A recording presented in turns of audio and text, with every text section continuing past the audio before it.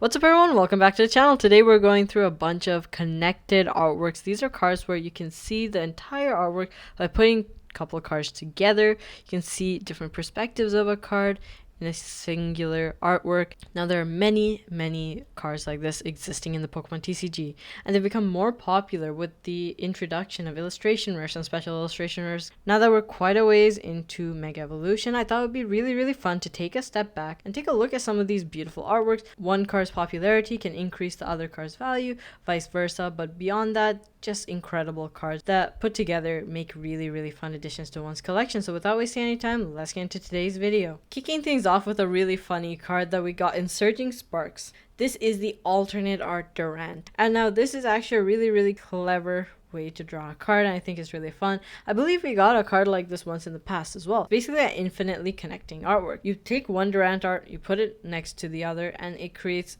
a continuation to the art, and you can do this for as many Durant cards as you can get your hands on. So it's a really fun artwork there. Currently going for $36, not a terrible price point. It has kind of spiked up around January of $20, it's up $16, much less downside, especially as Surging Sparks appreciates in value. It's getting a little older. It's also picking up in discussions about its booster box valuation and so forth. Next up, this is a really gorgeous X and Y promo. It's one of my favorites. It's the pre-release Ancient Origins promo, and Ancient Origins is one of the best sets of X and Y. It features that lovely Mega Evolved Rayquaza, and we have the Primal Kyogre, Primal Groudon. It's a terrific set. Also have Sceptile, and Sceptile is one of my all-time favorite Pokemon, so I really love this set on its own. But the pre-release card is absolutely fire, and I wish we had cards like these again. But X and Y had these really lovely like half arts, and this Gyarados is really cool because you have a connected art here. Technically speaking, I did include a story card. This is the one and only one that's kind of a story card. The rest are genuinely connected artworks, but I just never noticed this, and I really wanted to show it off in this video because I did actually pick up this card. I thought it was lovely, and I had no idea that this artwork connected. So obviously we can see the fisherman catching Gyarados here, and now he's like, what am I supposed to do? Quite an expensive card, obviously very few sales across the board. When you get to older cards, it is nice to check eBay sales for sure, but just taking a look at some recent sales, we see it's pretty much going for $67, that market price point. We have the hollow and reverse foil variations of this card. Next up we have Spidops, and for all these connected artworks, I'll try and put them on screen and actually show them connected together. So here the Spidops is from Scarlet Violet base, and to my horror I pulled 4 of these things. It could have been any other special illustration rare, but somehow I pulled this one, and fittingly I pulled 8 tarountulas, so which is its connected art. So I did end up selling off a line of it. I basically have this very bizarre page in my binder with 3 Spidops at the top and then 2 tarountulas underneath each Spidops. So technically only one of them connects on each line, but we see the Scyther here, kind of the top and bottom, and then we see that tarantula being saved by the Spidops. Neither of these cards are too expensive, $15 and $11. Interestingly, the illustration rare is more expensive, which is a very bizarre pricing right there.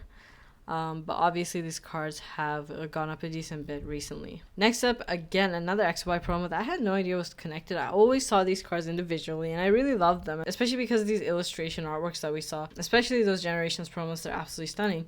The Mythical Collection box, but as you can see the turbine of Reshiram. I don't know how else to explain sort of that fiery tail of Reshiram, so it's kind of turbine. It's connected here in the black Kyurem art. It's a really stunning artwork.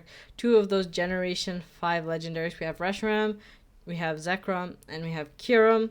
And Kyurem comes in a black Kyurem and white Kyurem form. Near mint for the Kyurem is actually quite reasonably priced at $47 for such an old card. And the Reshiram is currently $60. Some of these XY promos are honestly quite reasonably priced. Moving on to the Greninja, we've already seen this card many times, especially as it just came out, the new set. So we have the Greninja. If you take a look at recent sales for the Greninja, it's going down still a little bit.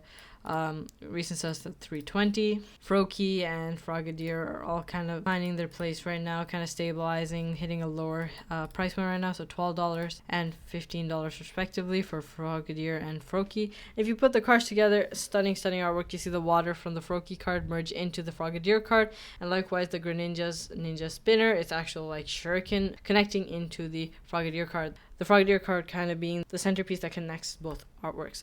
So really cool cards. Next up we have Mega Clefable, a really cool connected artwork between Mega Clefable and Clefairy illustration rare, connected sideways. Really cool artwork. I really love this Clefairy illustration rare, one of the best in a Mega Evolution for sure. Right now it's reached the low of $27, so the card has come down quite a bit, which is nice to see. And then we have the Clefable here hitting $70, so it's been fairly stable, relatively stable since its pre-release drop. Clefairy is the one that's had more sort of volatility, and it's kind of come back down. Two solid pickups, honestly, especially as this illustration or Clefairy. If it was in another set, I genuinely think it would have been far more expensive, more desirable. It's a Generation 1 Pokemon, and it connects to Clefable, which is also a Gen 1 Pokemon, albeit in a Mega Evolved form. But we technically do have Clefable down here in its silhouette form. Next up, Sawsbuck. This is one of my favorite illustration cards, and it connects so well to this episode in the anime. It's one of my favorite episodes. It has this beautiful, ethereal, mystical vibe to it where basically Ash, his friends, and the photographer that he meets are looking for this really interesting phenomenon where his grandfather took a photo of Sawsbuck in all 4 seasons. So basically Sawsbuck, based on the season, have a different appearance, but somehow there were 4 Sawsbuck with 4 different appearances in a single moment. And so after a variety of events that take place, kind of end up at this lake, this little pond, I should say. And there they see the 4 Sawsbuck. And I love that episode so much. It's so lovely. And seeing those seasons and sort of seeing the Deerling shifting here from the autumn phase. You see the winter here. You see the spring. You see summer. And then you see autumn once again. You can put the cards together. And this too is kind of one of those cards that you can kind of repetitively connect the cards with.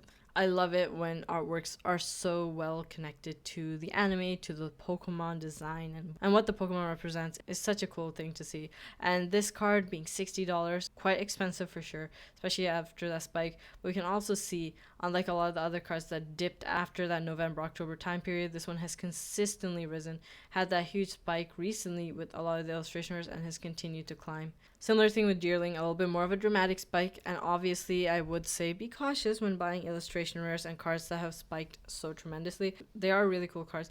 You know, some things I'm doing right now when it comes to picking up cards is I'm generally speaking doing trades. Picking up cards I like much more for cards that I'm not as big a fan of, that I have pulled perhaps. It no longer really fits into what I'm designing in my binder, or it's just not a card I really want to hang on to anymore.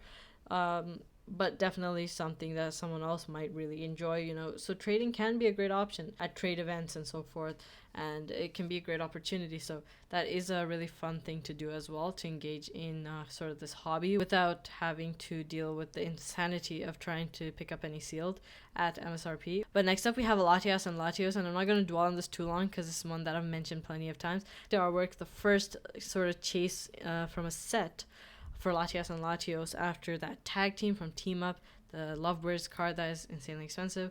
Latios currently $38, Latias currently going for $194. Obviously Latias being much more expensive as a special illustration rare. Moving on to Plusle and Minun, I adore this artwork so much because of the positive versus negative effect that Plusle versus Minun take on respectively. Plusle being the energetic, positive Pokemon, right? Plusle is kind of in the name. See the guy back here is just partying, he's having a great time, the coffee spilling over, Plusle's just cheering on. And then over here we have Minun, which is just crying away, wailing away on the other side of the couch. You see it's the same couch, right? So it actually extends the artwork, and we see its trainer has got a headache. It's a really fun connected art. We see the Plusle is quite expensive right now. It's gone up to $52. Once again, an interesting card that has just continued to rise without those sort of peaks and troughs between that December period. And Minun very close behind it. It's currently $51. But moving on to the final connected artwork, we have Feebas and Milotic, another Surging Sparks connected art. Milotic is one of my favorite special illustration rares of Scarlet and Violet. I love this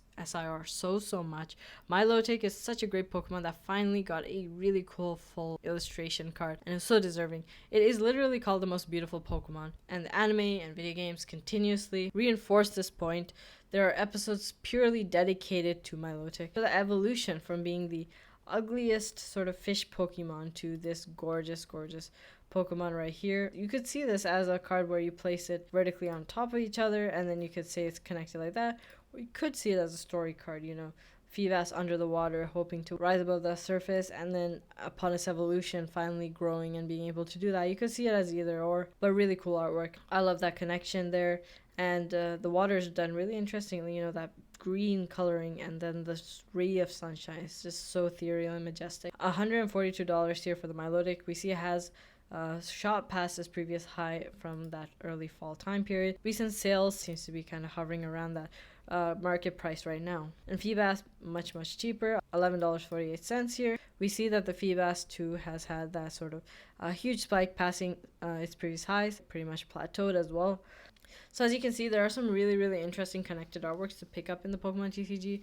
Really interesting ways to elevate your binder in your collection. Also cards that can perform well long term. I always like to see it as a pairing. I don't usually ever pick up cards just because they can perform really well. I also want to pick up cards that I personally love. And so obviously seeing these little connections and these connected art, these story cards, can elevate the cards' profiles and make them more interesting pickups. Beyond that, if you're interested in taking a look at the video I did yesterday about cards to pick up during a summer slump. Now, there's a lot of discussion about potentially the Pokemon TCG having a small slowdown during the summer, kind of cover cards that could be great potential pickups during a summer slump or even a slowdown at any point in the market. So the video will be on screen right now. And with that, I hope you all enjoyed today's video, and I will catch you all in the next one.